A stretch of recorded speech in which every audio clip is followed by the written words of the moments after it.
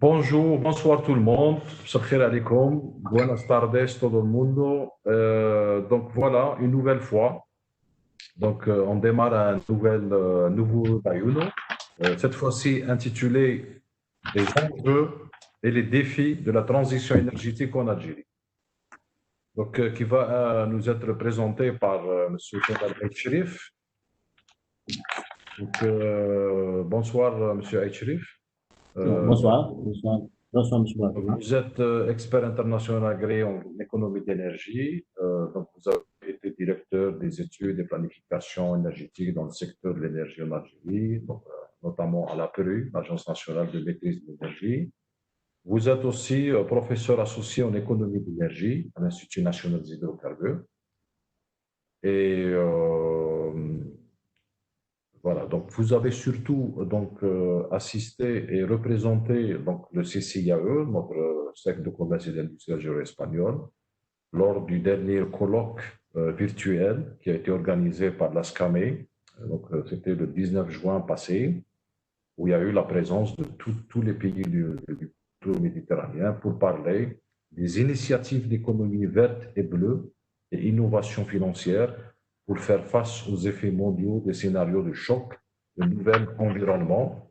C'est donc on va dire, c'est un séminaire ou un colloque majeur où M. Aït-Cherif a représenté le CCIAE et donc il a parlé surtout de la transition énergétique et la transition écologique. Donc, sans trop tarder, avant de vous donner la parole, donc je reviens un peu sur ces webinars que nous sommes en train d'organiser.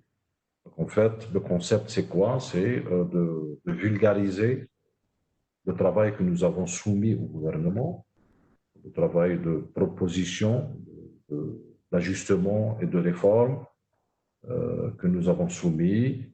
Et donc, c'est Webayuno qui est articulé sur trois axes: assainir et améliorer l'environnement économique national, libéralisation et internationalisation économique, et structurer les marchés. Voilà un peu le papier que nous avons élaboré au niveau du CCE, de quoi il tient ces ressources. Sans trop tarder, donc je donne la parole à M. Aït-Cherif pour vous présenter son exposé. Donc je vais partager cette fois-ci pour pouvoir l'accompagner. D'accord? Je vais partager le document. Il me dira quand il veut. Ok, merci, monsieur Jamil. D'accord. Voilà. Et voilà. Donc, à vous la parole. Bien, merci, monsieur Barbara. Mesdames et messieurs, bonsoir. Effectivement, comme l'a si bien dit monsieur Jamil Barbara, je vais intervenir sur les enjeux et les défis de la transition énergétique en Algérie, mais beaucoup plus, je vais axer sur l'importance des économies d'énergie, de l'efficacité énergétique et des énergies renouvelables dans la transition énergétique vers un développement durable à l'horizon 2030 en Algérie. Je vais axer mon intervention sur, tout d'abord, je vais faire une introduction à la communication. Par la suite, je vais parler, avant d'entamer la transition, je vais parler du contexte énergétique national. Je vais aussi parler du contexte énergétique international qui est complètement différent du contexte énergétique national. Vous allez voir que nous sommes face à deux équations énergétiques, nationales et internationales, qui divergent. Là, l'Algérie va faire face à ces deux équations. Comment va faire face? C'est une problématique qui est posée. Et puis, je vais passer à la transition. Quelle transition énergétique en Algérie? Mon introduction, avant de commencer, je vais commencer par une citation d'Albert Einstein qui disait « Les plus grandes épreuves auxquelles le monde aura à faire face dans les années à venir seront la surpopulation, le manque de ressources, des pandémies de toutes sortes et des pollutions de toutes sortes. » Moi, je vais commencer mon introduction en parlant exactement, en essayant avant d'entamer la transition énergétique, je voulais entamer un autre axe, c'est la crise actuelle, parce que la crise actuelle est importante. On ne peut pas parler de transition énergétique sans parler de la crise sanitaire du coronavirus que nous vivons actuellement et qui a provoqué une véritable récession des économies nationales par conséquent de l'économie mondiale. Tout porte d'ailleurs à croire que l'économie mondiale glisse vers une récession presque inévitable. Ce Covid-19 a provoqué une crise sanitaire pandémique, ce qui contraint les États à imposer le confinement pour contenir la propagation de la maladie. Cette situation a conduit à un ralentissement global de l'activité économique qui est réel à l'échelle planétaire. La crise que nous vivons, causée par le Covid, est accentuée par des antécédents structurels inappropriés que l'État doit de réformer, est à la fois conjoncturelle et structurelle, et elle est multidimensionnelle. Donc l'Algérie n'est pas en reste et subit la crise en plein fouet. Une économie nationale où les hydrocarbures rapportent plus de 80% des recettes extérieures et financent 40% du budget. Aujourd'hui, l'économie algérienne suit un revers sans précédent en raison d'une baisse drastique de ses revenus des hydrocarbures. L'impact de la crise sanitaire du coronavirus sur l'économie algérienne va avoir plusieurs conséquences à l'échelle macroéconomique, avec le déficit budgétaire et une hausse de la dette publique, et microéconomique sur les entreprises, avec une baisse moyenne de 50% de leur chiffre d'affaires et un manque à gagner de leur trésorerie. À cet effet, nous sommes face à un état d'urgence sanitaire, mais aussi et surtout face à un état d'urgence économique. Donc cette crise pourrait constituer une opportunité pour que le pouvoir public se décide résolument à s'orienter réellement vers des politiques économiques modernes et productives.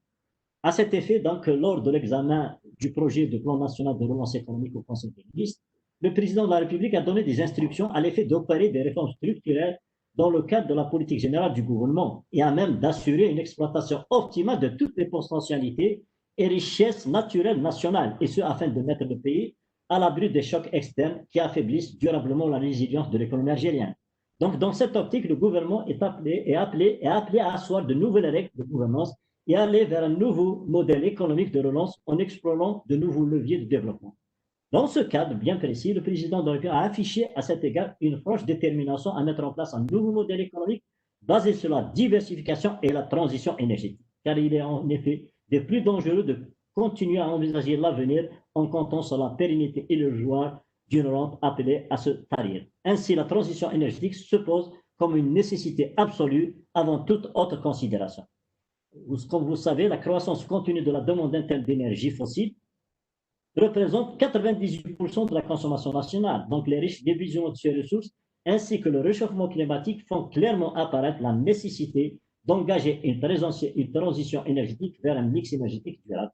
Et à long terme, ce modèle de consommation énergétique est insoutenable s'il perdure, rendra problématique l'équilibre offre-demande pour la source d'énergie fossile. Il s'agit d'intégrer maintenant des énergies renouvelables dans la stratégie d'offre énergétique à moyen et long terme, tout en accordant un rôle important aux économies d'énergie et à l'efficacité énergétique pour assurer un développement durable d'ici 2030.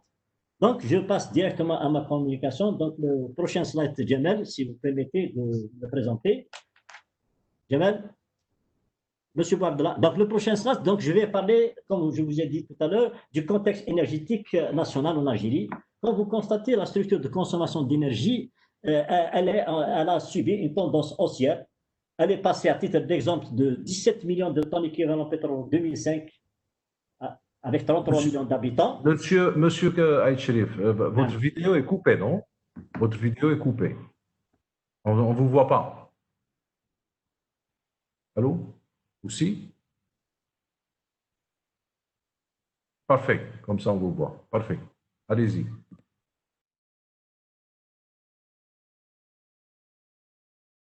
Non, non, maintenant, c'est votre micro qui est coupé. Voilà. Ah, pardon. Donc, on passe donc d'une tendance haussière de la consommation d'énergie qui passe de 17 millions de tonnes équivalent pétrole en 2005, avec 33 millions d'habitants, à plus de 60 millions de tonnes en 2019, avec 33 millions d'habitants, soit 1,5 tonnes par an et par habitant. Et c'est que cette consommation, c'est pas le problème. Nous sommes d'ailleurs un pays énergivore par excellence. Mais le problème, c'est pas la consommation, c'est la répartition de cette consommation par secteur d'énergie et par type d'énergie qui pose problème. Quand vous voyez le secteur par type d'énergie, vous constatez que la répartition est quand même 98%, c'est les énergies fossiles, 37%, c'est le gaz naturel, 29%, c'est le produit pétrolier, 28% électricité, 4% GPL et autres, dont même pas 2% énergie renouvelable. Prochain slide, Jamel. Jamel. Donc, le prochain slide, donc, il nous parle, d'ailleurs, on constate dans le prochain slide, que j'invite Jamal. Oui, je suis en train d'essayer, mais Ouais. il ne peut pas. Donc, le prochain slide, il nous montre d'ailleurs, Voilà, c'est ça. voilà, Hein?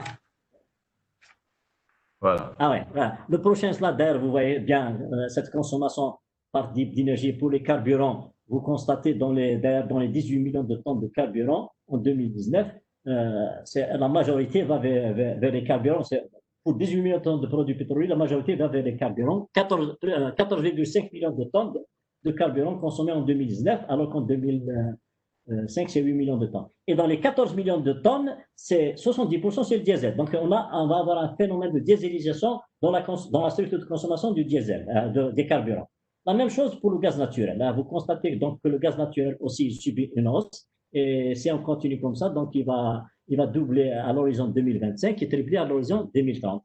Et là, regardez la consommation nationale, elle a augmenté entre 2000 et 2007 de 80% pour le pétrole et de 40% pour le gaz naturel. Et avec un scénario laissé-faire, si on ne fait rien du tout, il y a un risque d'ici 2030, la production totale d'énergie risque d'être égale à la consommation interne d'énergie. Là, c'est un problème crucial qui va se poser. Prochain slide, Jamel. Et là, si on ne fait rien du tout, donc il y a un risque majeur qu'on ne peut pas quoi exporter d'ici 2100, soit en pétrole, soit en gaz, puisque la consommation, elle augmente. Et c'est là le problème du contexte énergétique national. C'est que le contexte, on a une hausse de la consommation avec une stagnation de la production d'énergie. Ce n'est pas une baisse. Donc, il faut qu'on fasse quelque chose. Il faut qu'on diversifie nos sources d'énergie. C'est imminent et c'est important. Prochain slide, Jamel, s'il te plaît. Vous voyez donc, voilà, la production en baisse, même l'exportation, parce que tandis que la consommation interne augmente, on est obligé de réduire dans l'exportation pour faire face à la consommation interne. Regardez, production de pétrole en baisse de 20% entre 2006 et 2007, exportation de moins 30%, de gaz moins 15%. Regarde la situation, diminution d'une façon générale de 30% des exportations des hydrocarbures.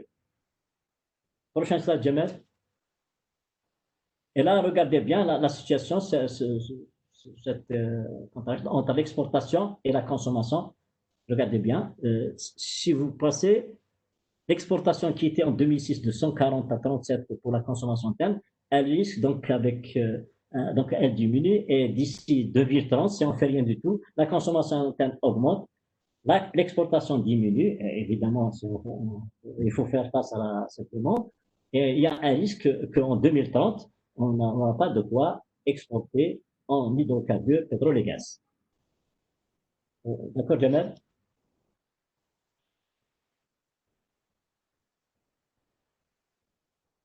Prochain slide.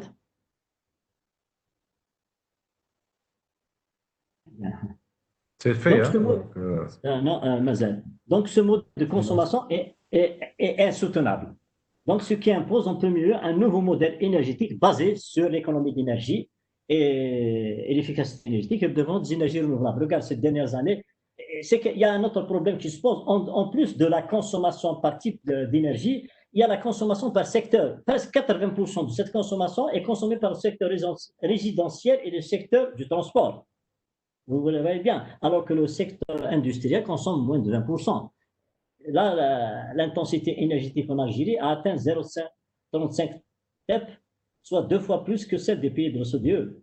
Et la moyenne de consommation d'énergie en Algérie, elle fait presque le triple de la moyenne mondiale. Là aussi, c'est un problème qui se pose. Donc, nous sommes un pays consommateur par rapport à la moyenne mondiale, où la consommation d'énergie est triple. À titre d'exemple, on consomme presque 35% en moyenne de gaz naturel, alors que la moyenne mondiale, elle est de 22%. Le prochain slide, Jamel. Donc là, je pense qu'on va passer directement au contexte énergétique international. Hein. Alors ça concerne justement le contexte énergétique national. Si on va voir donc dans le prochain slide que M. Bouardela va essayer de nous présenter, vous allez constater que le contexte énergétique international, donc j'ai dit, ce modèle de consommation énergétique est insoutenable, l'avenir énergétique de l'Algérie suscite des inquiétudes. Pourquoi? suscite des inquiétudes par rapport au contexte énergétique national et il va susciter des inquiétudes par rapport au contexte énergétique international. Le problème qui se pose dans le contexte énergétique international, c'est que l'offre croît plus vite que la demande. Donc, on a une offre plus importante que la demande, qui est complètement différente du contexte énergétique national. On va avoir un nouvel ordre énergétique mondial qui se dessine. Et l'équation énergétique mondiale, elle est complètement reconfigurée. Là, c'est un autre problème qui se pose pour l'Algérie, c'est que dans cette reconfiguration stratégique du marché énergétique mondial, où se situe l'Algérie à l'horizon 2030? Qu'est-ce qu'elle va faire? Oui, vas-y, Jamal. Et là, donc, la sécurité énergétique, elle est vraiment, vous voyez, toujours dans le contexte énergétique international, vous constatez que les énergies renouvelables commencent à prendre de l'ampleur. Regardez, restaurant des énergies concurrentes majeures du gaz naturel. Et là, même selon l'Agence internationale de l'énergie, regarde le monde, à travers le monde entier, les énergies renouvelables prennent de l'ampleur et d'ici 2050, selon l'AIE, l'énergie solaire en particulier sera la première source d'énergie au monde d'ici 2050. Donc, l'équation énergétique mondiale se trouvera profondément modifiée. Et là, l'Algérie, elle doit vraiment suivre cette mutation mondiale. C'est pour ça que des questions seront en fonction de ces deux contextes, national et international. Donc, dans cette reconfiguration stratégique, où se situe l'Algérie d'ici 2030, faut-il continuer à consommer cette énergie ou à la rationaliser et réfléchir à des solutions alternatives ou de substitution dans un futur proche? Ça, c'est important pour l'Algérie. Elle doit prendre des dispositions. Donc, c'est pour ça que j'ai dit comment maîtriser ces variables, quelles sont les variables essentielles qui se posent dans l'équation énergétique nationale et internationale qui se posent, comment maîtriser ces variables, aussi bien dans le contexte national que dans le contexte international pour l'Algérie, c'est à laquelle il faudra apporter des réponses. Pour moi, je dis la sécurité énergétique, donc, pourquoi je dis la sécurité énergétique est devenue un enjeu majeur pour tous les pays et la consommation en énergie devrait être plus économe. D'ailleurs, les défis sont majeurs et imposent un nouveau modèle énergétique, aussi bien sobre en carbone et dû à un nouveau modèle énergétique de consommation et de production pour l'Algérie. Donc, on doit réfléchir à ce nouveau modèle, à une nouvelle politique énergétique en prenant en considération la situation énergétique nationale. Quelle transition énergétique pour l'Algérie? Moi, j'ai essayé de faire des priorités dans les transitions énergétiques. J'ai posé la première priorité, c'est les économies d'énergie. C'est important. Donc, il faut qu'on fasse le maximum de nouveaux modèles énergétiques, de faire le maximum pour l'économie d'énergie. Et l'efficacité énergétique, important. Le développement des énergies renouvelables aussi rentre dans la transition énergétique et je vais rajouter en plus de tout ça la valorisation énergétique des déchets qui peuvent participer dans la transition énergétique parce que les déchets vont créer de l'énergie électrique. Les déchets ménagers ailleurs sont transformés pour d'énergie électrique. Donc, c'est une source d'énergie renouvelable, même les déchets. Il n'y a pas uniquement que l'éolien ou bien le solaire. OK? Donc, et là, je commence quel modèle de consommation pour parler de l'économie d'énergie. Moi, je donne de la priorité, vous allez savoir par la suite, à la fin, pourquoi je donne la priorité à l'économie d'énergie et à l'efficacité énergétique. Ça nécessite pas beaucoup d'investissement. Parce que quand on parle d'énergie renouvelable, ça nécessite un investissement. La transition vers les énergies, ça nécessite un investissement. La transition vers la valorisation des déchets, ça nécessite un investissement. Mais la transition basée sur l'économie d'énergie, ça nécessite vraiment moins d'investissement. Donc, l'aider pour un nouveau modèle économique de consommation d'énergie basé sur l'économie d'énergie et l'efficacité énergétique, mettre en place des mesures fortes afin d'orienter nos modèles de production, comme j'ai dit, c'est important, et de consommation d'énergie et de développer respectueusement l'environnement et l'économie d'énergie. Ici aussi, ça joue un rôle très important dans la transition énergétique. Ok, Jamel? Voilà, en parlant d'économie d'énergie, regardez bien que si on donne de l'importance donc à l'économie d'énergie, chaque geste éco-citoyen nous permettrait d'économiser déjà 6 à 8 millions de tonnes de pétrole.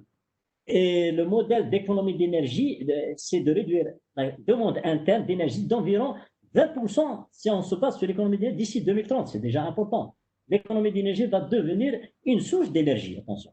La même chose pour le modèle d'efficacité énergétique ou porter l'effort dans le modèle de consommation énergétique, dans le modèle d'efficacité énergétique, surtout dans la réglementation technique des équipements. Tous nos équipements, soit des équipements de ménage, d'électroménager ou autre, c'est des équipements énergivores. Nos équipements, c'est des équipements qui ne sont pas une grande performance dans la consommation d'énergie, c'est des équipements qui consomment beaucoup d'énergie. Aussi dans les constructions, nos constructions ne sont pas des constructions à isolation thermique. La plupart de nos constructions, c'est des constructions de consommatrices d'énergie. Donc, il faut faire, donc pour faire des économies d'énergie, on a besoin de l'efficacité énergétique et de la sobriété énergétique.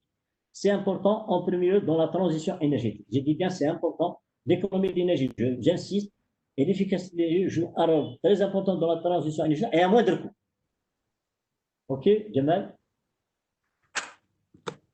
Le prochain slide, donc je sais qui va nous parler normalement des économies d'énergie dans les produits qui sont produits, dans les produits finis, raffinés, qui sont produits à partir de l'énergie. À titre d'exemple, nous sommes un pays donc, qui fabrique dans des huiles, les lubrifiants que nous fabriquons, c'est la plupart des lubrifiants, c'est des lubrifiants produits à partir des hydrocarbures, du pétrole.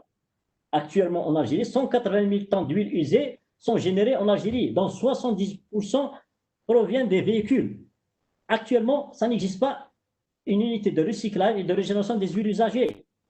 C'est des économies d'énergie. Quand on recycle une tonne d'huile usagée régénérée, permet d'obtenir 0,7 tonnes d'huile de base. Regarde combien on fait et ça va nous permettre de faire des économies dans des huiles neuves qu'on produit à partir des hydrocarbures. La même chose pour les pneus. Donc le deuxième cas, Jamel, vas-y, le deuxième cas, c'est dans le recyclage des pneus. Les pneus usés aussi, c'est des pneus à partir du pétrole. Nous consommons, nous importons presque 7 millions de pneus par an. Si on prend 20 à 30% de pneus usés, c'est l'équivalent de 1 million à 2 millions de tonnes d'unités de pneus usés. Regardez bien, 7 millions d'unités de pneus usés. Et en Algérie, c'est estimé les pneus usés à 3 millions d'unités par an. Et imaginez que, sachez bien qu'avec 5 000 tonnes de pneus usés transformés par an, on peut dégager 50% de pétrole. Regardez bien. Donc, il y a des économies d'énergie dans le recyclage des pneus. Et le plus grand important chez nous, ici, dans le recyclage aussi, c'est les matières plastiques. Sachez bien, mesdames et messieurs, que l'Algérie est le 5e consommateur au monde de sachets en plastique. On consomme 7 milliards de sachets en plastique. On est le 5e, après je crois les États-Unis, l'Australie, la France et le Maroc. Et quand on sait que une tonne de plastique recyclé, c'est 650 kg de pétrole économisé. Le dernier point dans la transformation énergétique, c'est la transformation des déchets, surtout les déchets ménagers. Actuellement, nous sommes vers la gestion de nos déchets. On a des déchetteries, on a des centres d'enfouissement, on a des incinérateurs, mais ailleurs, dans certains pays, on transforme les déchets ménagers en énergie électrique. Imagine, actuellement, il y a moins de 10% de ces déchets qui sont recyclés. Et quand on sait une tonne de déchets ménagers peut produire 700 kWh d'électricité ou 1500 kWh de chaleur. Regardez bien, donc c'est une forme de transition énergétique et c'est de l'énergie renouvelable, les déchets ménagers. Et là, à la dernière partie de la transition énergétique, c'est le développement des énergies renouvelables. Donc la transition énergétique à partir par l'énergie renouvelable, surtout l'énergie solaire. Nous sommes un pays qui possède un gisement solaire important, qui est estimé à plus de 3000 heures en moyenne par an. C'est l'économie de 38 milliards de mètres cubes de gaz, soit 10 grands gisements de gaz. Et nos régions, donc si on constate la moyenne de rayonnement solaire en Algérie, vous constatez entre la région saharienne et les hauts plateaux et les régions côtières, regardez, si vous voulez, la moyenne de rayonnement solaire qu'on possède. Et on peut dire, d'ailleurs, nous sommes vraiment un grand pays qui peut vraiment inonder le monde entier de cette énergie solaire qui est importante. Et on a aussi le potentiel éolien, mais moi, je mise beaucoup plus sur le potentiel solaire. Et là, je termine toujours donc, par la transition par l'énergie solaire. Actuellement, nous avons un programme. Il y avait un programme d'énergie renouvelable qui est ambitieux, qui a été lancé en 2011, actualisé en 2015, c'était de réaliser 10 000 MW d'ici 2020-2021 et 22 000 MW d'ici 2030. Malheureusement, ce programme était ambitieux, mais il n'est pas réalisable. Donc le programme du nouveau gouvernement, il a revu donc le programme qui a été déjà cité en 2011, il l'a revu, il a dit donc qu'il faut réaliser aux environs donc 4 000 mégawatts en 2024 et 16 000 mégawatts en 2030. Donc ici, donc on va essayer, c'est-à-dire si on peut réaliser 4 000 mégawatts en 2024, c'est-à-dire 1000 mégawatts par an pour arriver à 4 000 mégawatts. Bon, je dis que c'est un programme ambitieux, mais on ne peut réaliser ce programme qu'avec un partenariat public, privé, national et international. Ça, c'est question de coût, parce que ce programme de 1000 MW à 4000 MW en 2004, ça nécessite un investissement. Donc, puisqu'on parle de transition énergétique du pourtour méditerranéen, la Méditerranée, les pays de la Méditerranée peuvent contribuer, surtout certains pays qui ont développé beaucoup dans l'énergie solaire, à l'exemple justement de l'Espagne. OK, Jamel, c'est bon? Merci.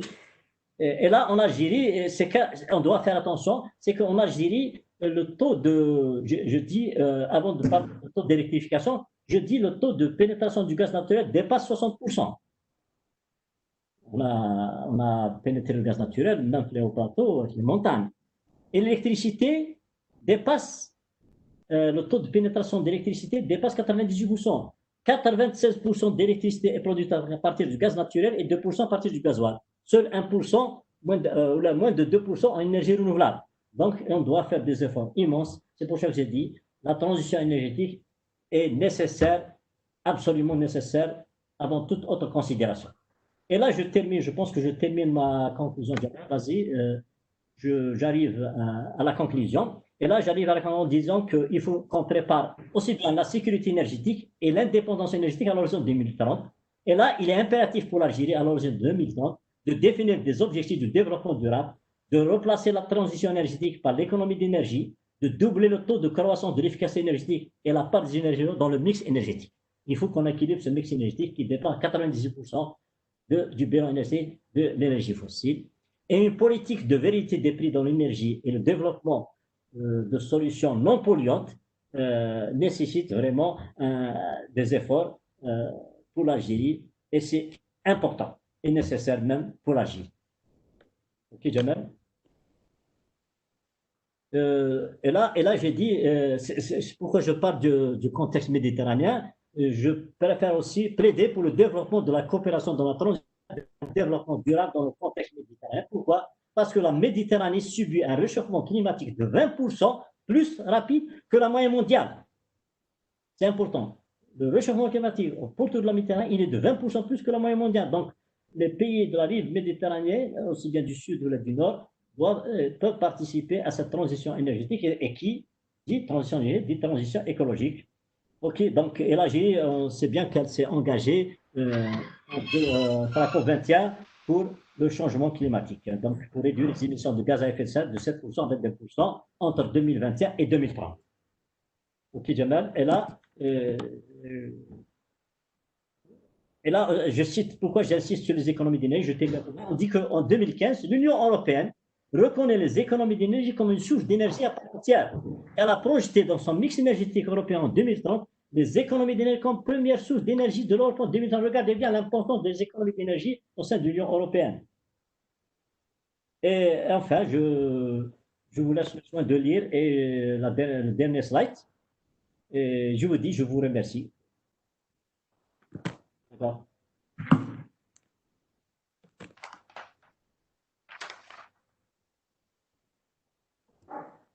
J'espère, Jamel, si, donc, oui.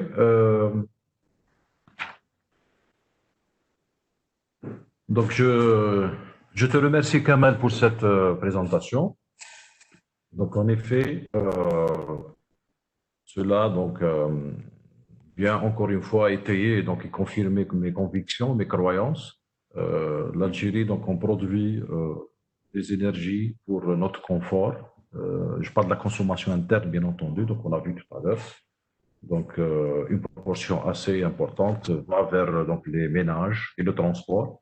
Donc, au lieu que cette proportion soit allouée donc, aux entreprises productrices, c'est malheureux, allant de l'économie circulaire. Hein. Donc, maintenant, les nations sont en train de réfléchir comment rendre ces déchets, comment les recycler comment le déchet devient une solution et plus un problème pour créer des emplois, etc., etc. Donc, je crois qu'on en est un peu loin, mais il y a quand même de la pâte. Il y a des gens qui sont en train donc, de réfléchir sur comment opérer cette transition énergétique en Algérie. Cela dit, il faut aussi, pour que ce soit possible, donc aller vers des ajustements et des réformes économiques pour pouvoir soutenir justement ces politiques de transition, ces politiques d'amélioration des développements. Et j'en conclus donc à travers cette présentation bien faite par M. Aït Cherif Kamel, qu'il n'y a pas de transition énergétique sans ajustement des réformes économiques, qu'il n'y a pas d'intégration environnementale sans transition énergétique. Donc le tout est lié, vous avez vu donc clairement. Hein, donc, maintenant, bon, je vais essayer de passer. J'aurais tout fait ce soir, hein, donc j'ai fait passer les slides et je vais essayer donc de voir un peu qu'est-ce qu'il y a eu comme questions, s'il y a des gens qui ont posé des questions. Donc sinon, je vous invite à en poser, hein, donc poser des questions, d'accord? Si je peux me permettre, est-ce que je peux poser une question? Bah, allez-y, oui. Tout d'abord, merci, hein, Monsieur Kamel Aït, hein, c'était très informatif comme présentation, un peu alarmante. Hein, donc, c'est inévitable qu'en 2030, l'Algérie pourrait être net importateur d'énergie au lieu de continuer à jouir des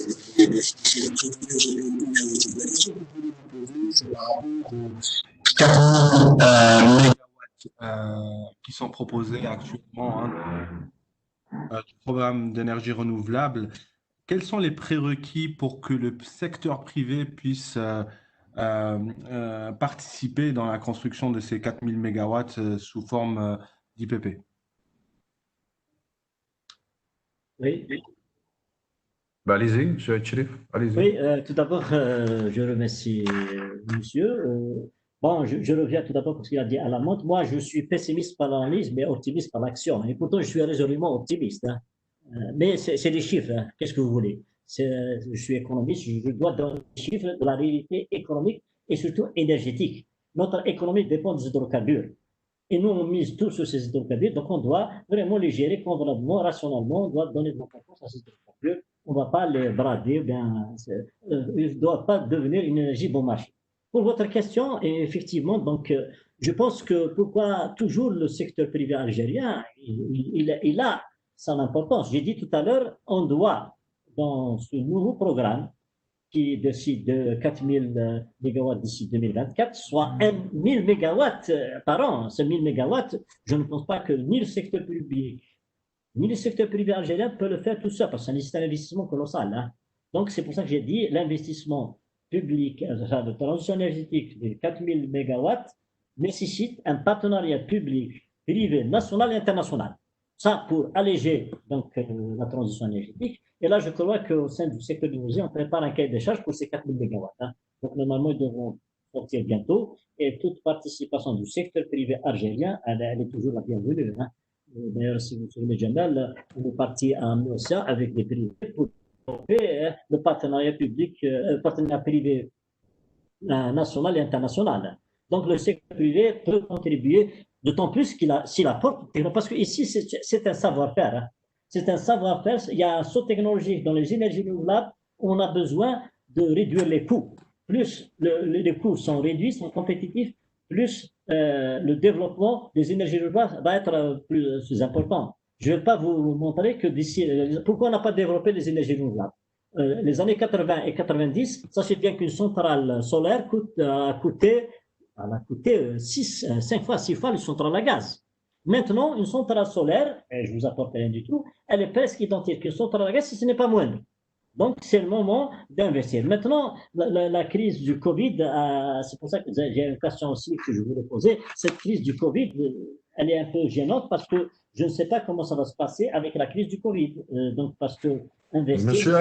Monsieur Aït Cherif, je crois qu'on a beaucoup de questions, donc je préfère que vous soyez bref, d'accord? Ça y est. Donc, il y a donc une autre question. Donc, je suppose qu'elle vient de Monsieur Nadir, je crois que c'est Nadir. Qu'en est-il des villes intelligentes? Voilà, donc qu'est-ce qu'il dit? Qu'en est-il des villes intelligentes? Je ne sais pas si vous pouvez répondre à cette question. Sinon, j'ai une autre question de Monsieur Mahrez Rami. Un citoyen qui investit dans le photovoltaïque, c'est pour gagner de l'argent. Son investissement présente un coût qui est de combien? C'est une question. Hein. Ensuite, le retour sur investissement est de combien? Une autre question. Pourquoi l'établissement du cahier de charge type pour photovoltaïque tarde? C'est une autre question. Donc voilà un peu la question de M. Mahrez, d'accord? Ah oui. Le cahier de charge tarde, là, je représente pas, je suis expert, je ne représente pas le ministère de l'Énergie, hein, donc je ne sais pas qu'est-ce qu'il y a. Je sais qu'il est en préparation. C'est ce qui s'est passé même dans les 10 000 mégawatts qu'on a développé en 2015. Hein. Il y a eu un moment de sortie de charge, je sais pas. Mais je crois qu'il est en préparation. Je ne peux pas dire plus. Je vais revenir à M. Nadir qui parle de villes intelligentes. Je vais répondre brièvement. C'est intéressant. Il parle de villes vertes. Ailleurs, là, vous connaissez qu'ailleurs, on passe d'un système solaire centralisé à un système solaire décentralisé, c'est-à-dire des maisons en même temps pro-consommateurs qui produisent de l'énergie, qui le consomment et qui le vendent. C'est un système décentralisé, c'est des villes vertes, c'est des cités qui possèdent donc l'énergie solaire, qui produisent, qui stockent de l'énergie solaire, qui le consomment et l'autre partie la vendent au secteur public. Donc, regarde le saut technologique, ça rentre dans les villes vertes. Normalement, il y a des projets pilotes qui devaient exister. On a pensé à des projets pilotes, je ne sais pas la suite. Maintenant, une centrale solaire d'un mégawatt. Un mégawatt, auparavant, elle coûtait, c'est pour ça que j'ai dit le saut technologique, un mégawatt revenait à 1 million d'euros. C'était en 2018. Maintenant, avec je dis le saut technologique qui fait des merveilles. Hein. Chaque fois, on revient à développer des technologies dans l'énergie renouvelable extraordinaires. Donc, c'est pour ça qu'on suit le saut technologique et on suit les gens qui doivent développer des technologies innovantes et compétitives. Voilà. Merci. Une autre question, donc, de notre ami Mahrez Saïd Belkacem. Il dit, quelle est la part... Hop. Désolé, je viens de perdre... Attendez, 2 minutes. Excusez-moi. Hein. Ah. C'est pas comme ça. Voilà. Faut que je le tiens. Quelle est la part de l'agriculture dans la consommation énergétique en Algérie et comparaison internationale, Maghreb, Europe? Merci. Voilà. Comparer avec oui, c'est une bonne question. Effectivement, j'ai dit tout à l'heure, c'est ça, on a un problème de répartition par type d'énergie. On a aussi un problème de répartition par secteur d'énergie. Normalement, le secteur agricole, le secteur industriel et le secteur tertiaire, c'est des secteurs qui doivent consommer beaucoup d'énergie. Malheureusement, chez nous, c'est faible. Je pense que c'est même pas 5%, hein, le secteur agricole. Hein. Je crois que 10 à 15% du secteur industriel et même pas 5% du secteur agricole. Vous voyez bien que le secteur agricole n'est pas consommateur d'énergie. Notre problème, c'est la répartition par secteur d'énergie de ce bilan énergétique. Hein. C'est pour ça que j'ai dit il faut qu'on revoie cette répartition aussi bien par secteur d'énergie et que par type d'énergie. C'est ça le mix énergétique. Donc le secteur agricole, il ne consomme pas beaucoup par rapport au secteur de ménage et au secteur de transport. Hein. Le secteur de ménage, il consomme, je crois, 42 à 40%, et le secteur de transport, 36%, par rapport à 15% et à 5% du secteur de l'industrie et de l'agriculture. D'accord. Toujours de la part de M. Aïd Belkacem, est-ce que le programme du gouvernement intègre-t-il ses préoccupations d'économie d'énergie, de rationalisation et de la consommation et de la recherche d'un nouveau pic énergétique en Algérie? Je crois que dans le Conseil des ministres, je peux répondre, Yamal? Oui, je ne sais pas, je vous répondre. Effectivement, non, je crois qu'il y a une autre question. Dans le conseil, un des conseils des ministres, le président de la République, a insisté sur la création, je crois, d'un haut conseil à l'énergie. Ce haut conseil à l'énergie, effectivement, c'est pour participer à la mise en œuvre de la transition énergétique de ce qu'il vient de dire. Parce que chez nous, le problème qui se pose chez nous, c'est une bonne question qui vient de poser M. Belkacem, c'est que, je vais citer un petit historique, en 1983, on a réalisé un modèle de consommation énergétique. Et on a pensé, des années 80, au développement des énergies alternatives et à la rationalisation de la consommation d'énergie. Donc, il existe un modèle de consommation. En 1900, on a élaboré une loi sur la maîtrise de la consommation d'énergie. Le problème en Algérie, ce n'est pas les lois qui n'existent pas, ce n'est pas les modèles qui n'existent pas, c'est la mise en œuvre qui fait défaut. Maintenant, c'est pour ça qu'on insiste, je dis, on a mis, je vais revenir un petit peu, le ministère de l'énergie de l'époque, il existait le ministère de l'énergie où c'est inclus l'énergie renouvelable. Puis en 2017, on a arraché l'énergie renouvelable, on l'a rattaché au ministère de l'Environnement. On a vu qu'on n'a pas créé quelque chose. Hein. Et puis maintenant, j'espère et je souhaiterais qu'il est bien placé, je crois, M. Chemseddine Chitour, c'est M. Économie d'énergie, on a créé un ministère de transition énergétique et des énergies renouvelables, effectivement, pour booster, pour mettre en œuvre cette transition énergétique et développer les énergies renouvelables. Je souhaiterais ça, et avec la création du Haut Conseil à l'énergie, de l'Agence supérieure de l'énergie, on va concorder pour la réalisation et la mise en œuvre de ce programme. Une autre question, Sikamen, elle nous vient de José Antonio Donioro. Est-ce que l'Algérie devrait réétudier pour le futur les partenariats actuellement en vigueur dans les secteurs industriels du ciment, sidérurgie, phosphate, tous très énergivores qui profitent d'un prix hors le prix international de l'énergie? C'est une très bonne question, ça. Ah oui. Une très prix subventionné, quoi. Oui. Là je n'ai pas eu le temps de parler de quelque chose tout à l'heure et M. Consolio va me permettre de dire quelque chose d'important. Quelque chose d'important où je dis qu'une politique de vérité des prix de l'énergie. Parce que nous avons une énergie bon marché. C'est ça le problème. Une politique de prix de l'énergie et le développement et l'encouragement aux solutions non polluantes seront tous indispensables pour assurer le déploiement de la trilogie sobriété, efficacité, énergie renouvelable. S'il n'y a pas une politique de prix réelle de l'énergie, d'ailleurs, moi je suis pour subventionner l'énergie renouvelable au détriment des énergies fossiles, pour pousser les gens à aller vers l'énergie renouvelable, à développer l'efficacité énergétique. Et c'est pour ça que la question est, effectivement, les secteurs énergivores dans l'industrie, c'est le secteur de ciment, des briqueteries, etc. Et oui. Maintenant, donc, actuellement, donc, il y a une politique qui suit. D'ailleurs, même le ministre actuel il est en train de revoir un petit peu une nouvelle stratégie énergétique qui va essayer d'intégrer ce secteur énergivore, aussi bien dans le transport que dans le village, mais aussi dans l'industrie, parce que maintenant, à l'avenir, si on va développer l'économie, c'est l'industrie qui va développer, c'est l'agriculture. Donc, on doit faire attention à cette consommation d'énergie dans les secteurs industriels énergivores. D'accord. Une autre question de Karim Ozerara. Quelle est la vision de l'État pour cette transition? Est-ce que le prix sera subventionné comme pour les énergies conventionnelles? C'est un peu, ça renvoie un peu à la dernière question, donc la question précédente.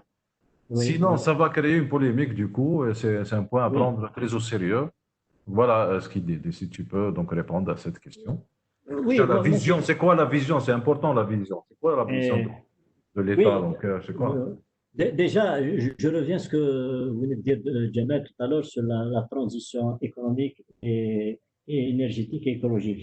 J'ajoute à dire que cette transition énergétique, elle va faire l'interaction entre la transition économique et la transition écologique. Mais elle va le faire avec des prix, avec la réalité des prix. Les prix de l'énergie fossile doivent être revus. Bon, progressivement, ou là d'autres formules, aussi bien dans le domaine électricité et gaz que dans le domaine carburant. Là, c'est un point. Maintenant, les subventions à l'énergie sont importantes.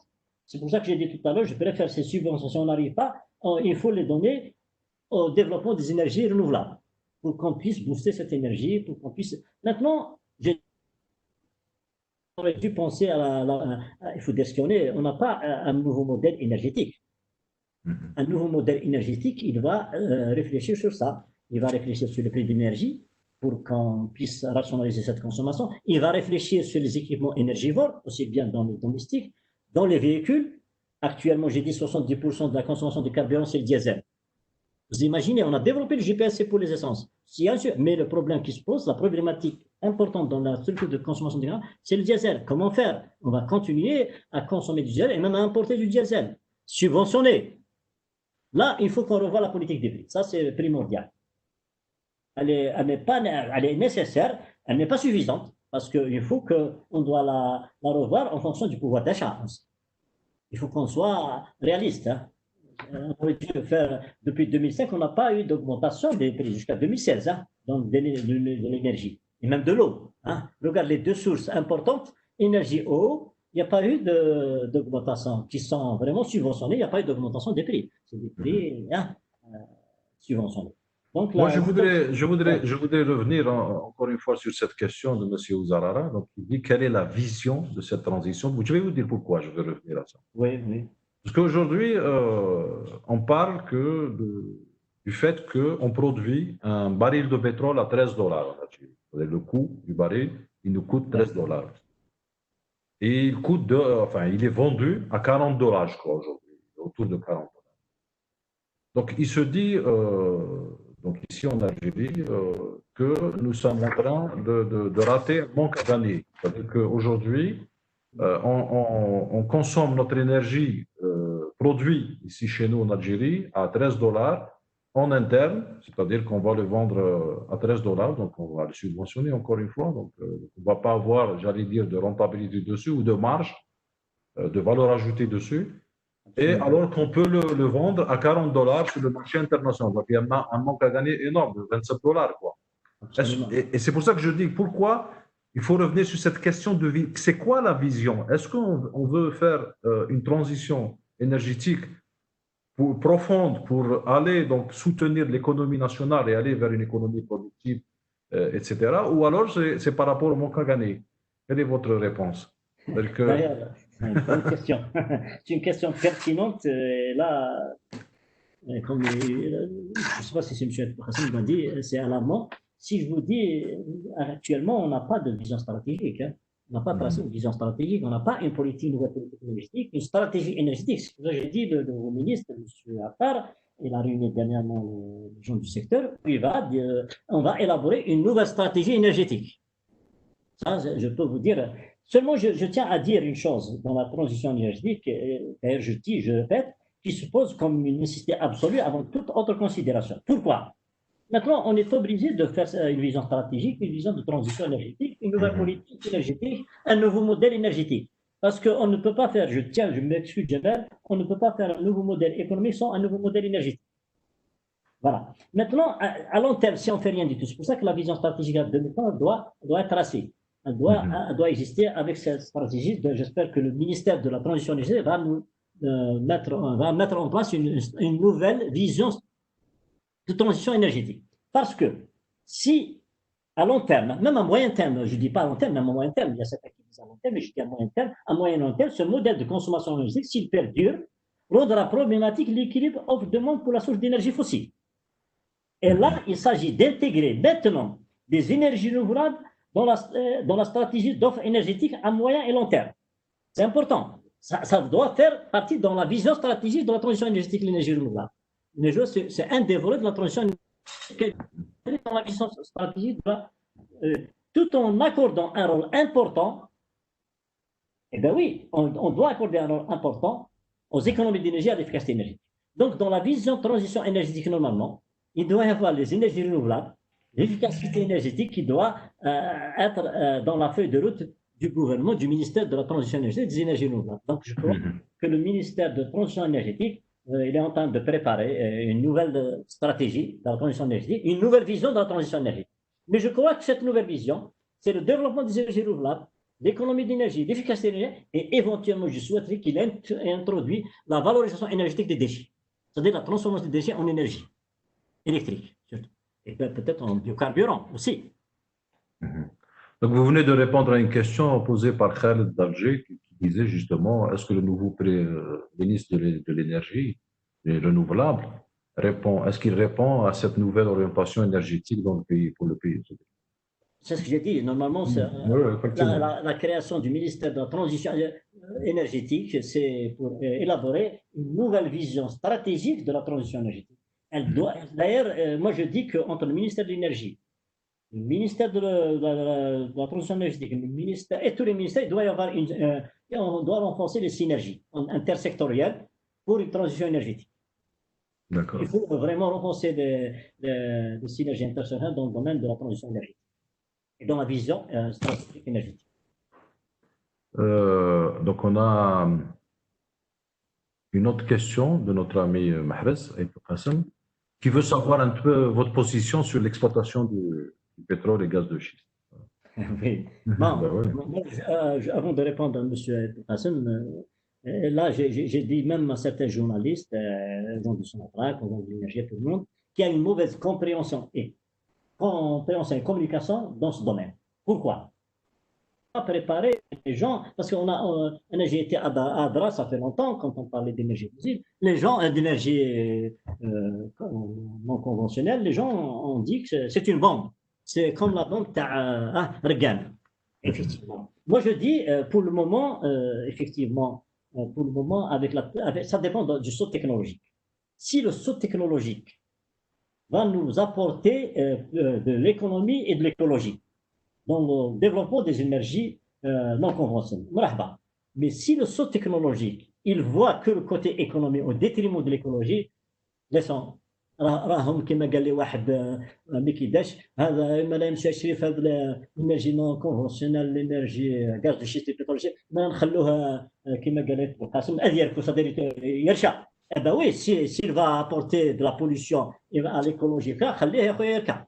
Mais maintenant, si la saut technologique, comme le saut technologique dans l'énergie renouvelable, il va nous apporter un saut technologique économique et écologique, je dis que dans 10 ans, peut-être dans 5 ans, 10 ans, il y aura un saut technologique pour développer cette énergie non conventionnelle. C'est ça ce que je peux dire. Ben, écoutez, je crois que ça a été bien fait, rapidement, brièvement, tout a été dit. Je te remercie beaucoup, Si Kamal. Merci beaucoup de cette présentation. Je remercie donc les participants avec leurs questions souvent pertinentes. Effectivement, donc on a vu avec ces chiffres. C'est pour ça que j'adore moi les chiffres, parce que ça donne une autre façon de. Enfin, on réactualise un peu donc notre pensée sur le sujet, sur le secteur. Donc on a eu les chiffres aujourd'hui. Donc Si Kamal nous a donné suffisamment de chiffres pour pouvoir justement réorienter un peu notre réflexion sur le secteur.